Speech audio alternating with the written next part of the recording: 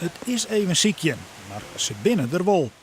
De diehard kampeerders die het echt mij wat minder waar op de Nederlandse campingsteen blijven. Vaak binnen dat wel Duitsers. Maar ik Nederlanders vinden het net slim om mij dit roege waar nog even een paar dagen in een tent te zitten. Lieka als het echtpaar van Beek uit Brielen in Zuid-Holland. Zij passen haar oor op het waar.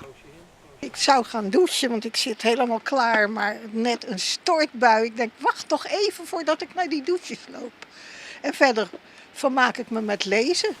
Het echtpaar is in het noorden mijn vakantie naar aanleiding van een boek, Hoe de Waardzee. En in dat boek nou krijgt het warmje.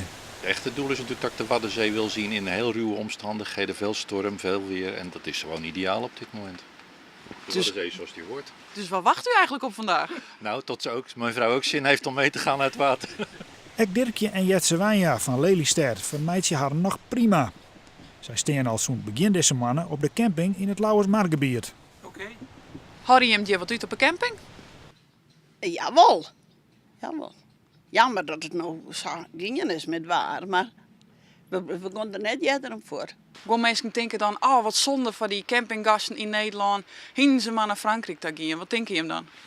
Ja, dan denk ik van nou, ga je maar lekker naar Frankrijk, want ik vind het wel een heel eind voort. Hier in Nederland, ik ga hartstikke mooi, ik kan surfen, daar heb ik altijd wel zin in. Dus eigenlijk, daar ga ik ook eigenlijk wel een beetje voor. Ondertussen binnen het met name de oerdekte attracties in de provincie die het mij willen naar het koelere waarsjoggen. Die als hier bij Science Vertier in de Westereen.